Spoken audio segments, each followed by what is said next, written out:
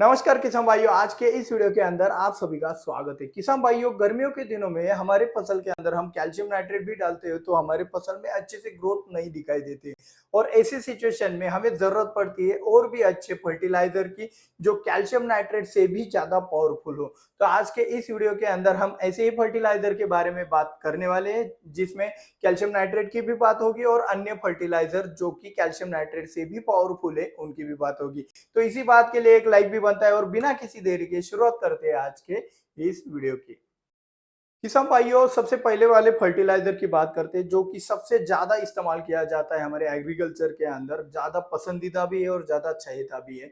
वो है calcium nitrate. Calcium nitrate के अंदर दो न्यूट्रिएंट होते हैं, एक कैल्शियम होता है और एक नाइट्रोजन होता है और यही वो वजह है कि इसके जो रिजल्ट है वो बहुत ही अच्छे आते हैं। तो कैल्शियम कितना होता है कैल्शियम नाइट्रेट के अंदर, वो होता है 15.5% और आपका नाइट्रोजन होता है उसमें 18.5%।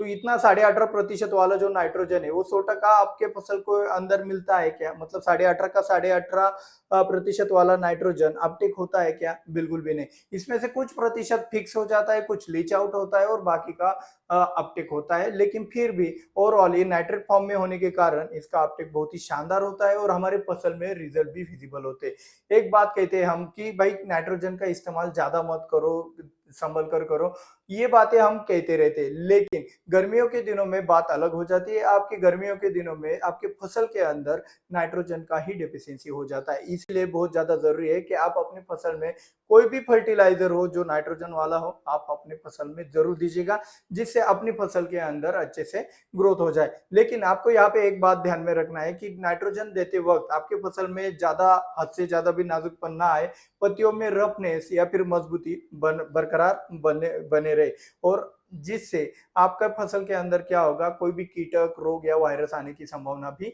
ना रहे। तो कैल्शियम नाइट्रेट का इस्तेमाल करते हो तो आप 5 किलो पर एकड़ के हिसाब से इस्तेमाल करते हो।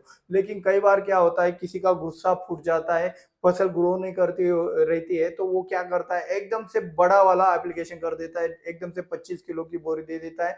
तो ये चीजें आपको नहीं करना है, धीरे धीरे करके डोज बढ़ाना है। अगर 5 किलो में नहीं हो रहा है, 6 किलो दो, 7 किलो दो, 8 किलो दो, एक एक करके स्टेप बाय स्टेप आप डोज बढ़ाए। एकदम से 2-3 गुना डोज दोगे तो आपके फसल में जरूर कोई ना कोई परेशानी उत्पन्न होगी। तो अभी हम चलते हैं अगले वाले फर्टिलाइजर की तरफ। तो किसान भाइयों, अगले फर्टिलाइजर के बारे में जान लेते हैं, वो है आपका मैग्नीशियम नाइट्रेट। जी हाँ, आपने मैग्नीशियम सल्फेट सुना होगा, मैग्नीशियम ऑक्साइड सुना होगा, लेकिन मैग्नीशियम नाइट्रेट पहली बार सुन रहे होंगे तो आप समझ लेना कि इसमें आता है मैग्नीशियम 16% और नाइट्रोजन आता है 11%। ये जो 16-11 की जोड़ी है ये आपको बहुत ज्यादा फायदा इस तरीके से दे देगी कि कई बार कंडीशन क्या होती है, गर्मियों के दिन भी होती है, ज्यादा गोबर की खाद भी डाली हुई होती है, आपके फसल में थोड़ा सा नाइट्रोजन पहले से ही अवेलेबल रहता है और कुछ ऐसी संभावना होती है कि आप ज्यादा हैवी नाइट्रोजन देते हो तो आपकी फसल में नुकसान भी हो सकता है।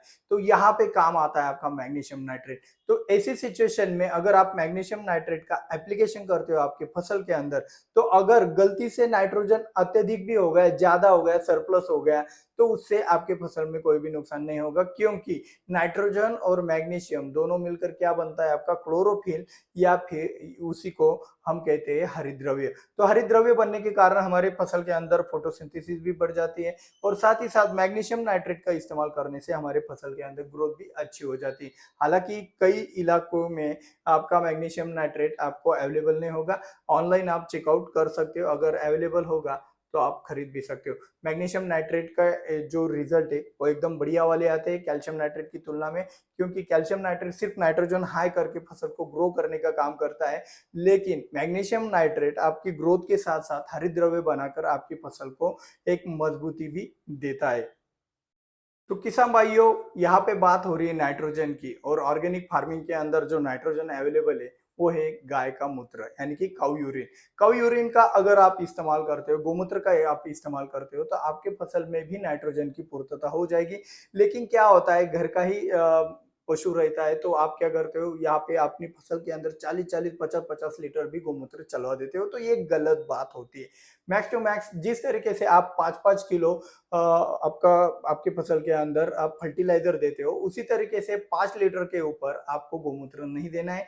1 लीटर, 2 लीटर, 3 लीटर, 4 लीटर से आपको पहली बार एप्लीकेशन करके ऑब्जर्वेशन करना है कि आपकी फसल आपको कितना रिस्पॉन्स दिखा रही है। अगर अच्छा रिस्पॉन्स दिखा रही है, तो आप अपनी मात्रा बरकरार रख सकते हो। अगर रिस्पॉन्स कम दिखाई दे रही है आपकी फसल नाइट्रोजन देने के बाद भी, गोमूत्र देने के बाद भी, तब आप थोड़ा-थोड़ा क्वांटिटी नाइट्रोजन का यानी कि गोमूत्र का भी बढ़ा सकते हो। आपको एक बात बता देना चाहता हूँ कि भाई गोमूत्र के अंदर 1% सिर्फ और सिर्फ 1% नाइट्रोजन आता है, बाकी इसमें फास्फोरस, पोटाश भी अच्छे से अवेलेबल होता है। तो यहाँ पे एक चीज समझनी है कि ये जो एप्लीकेशन हम आपको बता रहे हैं, ये गर्मियों के दिनों के लिए बता रहे हैं, वरना आप ये वीडियो देखोगे बारिश में और बारिश में एप्लीकेशन करोगे तो दिक्कत में आ जाओगे। इसलिए पूरा वीडियो ध्यान से जरूर देखना। तो किसान भाइयों, आज की खास बात में आपका स्वागत है। खास बात जानने से पहले वीडियो को लाइक और चैनल को सब्सक्राइब करके बेल आइकन को जरूर दबाइएगा। और बिना किसी देरी के शुरुआत करते हैं आज की खास बात की। आज की खास बात में हम आपको कुछ पुरानी वाली बातें याद करा देना चाहते हैं, जिनका फायदा आपको जरूर होने वाला है। तो सबसे पहला वाला बात कौन सा है? तो सबसे पहले वाली बात है, 5-7 साल पहले आप देखते हो कि भाई नर्मदा कैन करके आता था, जिसमें भी नाइट्रोजन बहुत अच्छी तरीके से रिजल्ट देता था। फिर उसके बाद बंद हुआ आपका अमोनियम नाइट्रेट, जो कि फायर के लिए इस्तेमाल किया जाता है, अभी भी कुछ इलाकों में अवेलेबल होता है जुगाड़ करके। तो उनके रिजल्ट बहुत अच्छे आते थे। अभी खेती के लिए उनका इस्तेमाल बंद कर दिया गया है, वो अलग बात है। तो फिलहाल ऑप्शन बचता है जिसके बारे में हमने जरा भी जिक्र नहीं किया, वो है आपका नैनो यूरिया। क्या नैनो यूरिया सचमुच आपके खेत में बहुत अच्छी तरीके से काम करता है? अगर इसका परसेंटेज देखें तो आप देखते हो कि भाई अगर हम 200 लीटर पानी के लिए 500 ग्राम यूरिया का छिड़काव करते हैं, तो 500 ग्राम में आपका 46% कितना होता है उसका मेजरमेंट लीजिए। और साथ ही साथ 1 लीटर में 40,000 पीपीएम यानी कि सिर्फ होता है 4%, 4% होता है। तो कहाँ पे 4% और कहाँ पे 46% आप कंपैरिजन कर सकते हो।